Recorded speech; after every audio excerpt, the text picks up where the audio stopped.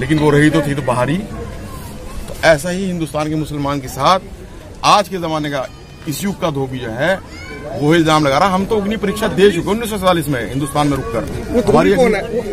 आपको पता है कि कौन धोबी है आज के इस सतयुग में कौन धोबी है, इस कलयुग में कौन धोबी है आपको पता है। एक व्यक्ति विशेष जो है वो फिर हमने अग्नि परीक्षा 1947 में दे दी थी। अग्नि परीक्षा हिंदुस्तान के मुसलमानों की 1947 में हो चुकी है। अब फिर हमारे पे लांछन लगाने की एक धोबी फिर कोशिश कर रहा है। लेकिन हमेशा जो है भारत के अंदर सत्य की जीत हुई और तिरंगे को मजबूती से पकड़ने की जरूरत है। क्योंकि उस धोबी का नाम बताएंगे आप? नहीं, ये तो सबको पता है कि वो धोबी कौन है। आप आंख बंद कर लो, आपके तस्वुर में आ जाएगा कि रामायण का धोबी कौन था और आज के भारत का धोबी कौन है, आपकी समझ में आ जाएगा आंख बंद करके। तो क्या ये आज एक सीए का विरोध था?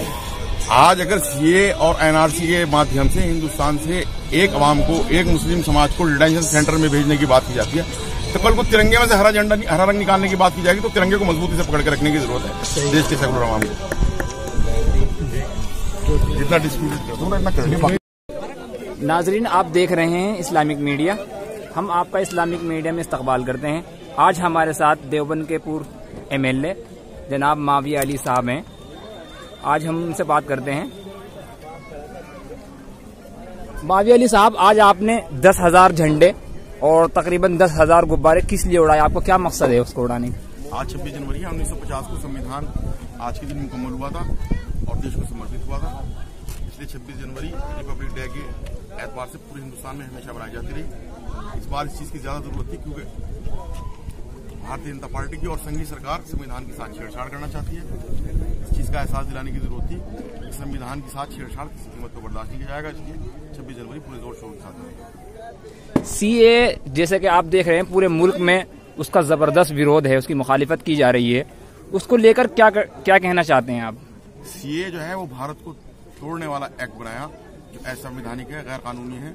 इस दस्तूर को न हम कभी मानते न मानेंगे और प्रोटेस्ट इसके लिए जारी है, हमेशा जारी रहेंगे जब तक कि सीए सरकार वापसी नहीं लेती। ये तानाशाह सरकार अब तक एक भी कदम पीछे हटने के लिए तैयार नहीं है और वो कहती है हम एक भी कदम पीछे नहीं हटाएंगे। उस पर आप क्या कहते हैं? ये अंग्रेजों के फॉलोवर सरकार है, अंग्रेजों को मानने वाली सरकार है। ये वो सरकार है जिसने आरएसएस के लोगों ने और संघ के लोगों ने जिन्होंने अंग्रेजों को एफिडेविट दिए। इनकी सोच जो है वो लोगों को खुले में जीने देने की या लोगों की जहनी आजादी की सोच नहीं है। ये खुद गुलाम जहनीत के लोग हैं और लोगों को गुलाम रखना चाहते हैं। आपने आरएसएस की बात की। अब तक मेरे सुनने में तो नहीं आया कि आरएसएस ने अपने हेडक्वार्टर पे झंडा फहराया हो, लेकिन उनकी सोच के लोग हर जगह झंडा फहराने की बात करते हैं। उस पर क्या? आरएसएस का हमेशा जो भी मंशा रहा वो उसको, चाहे धारा 370 रहा हो, 3 तलाक वाला मामला रहा हो, या भी सीए लेके आए, उसके बाद एनआरसी एनपीआर, वो या भारतीय या आरएसएस का तिरंगा के लगाना का मसला रहा हो। 50-60 साल तक उन्होंने कभी तिरंगा लगाया नहीं, ना वो तिरंगे में विश्वास करते।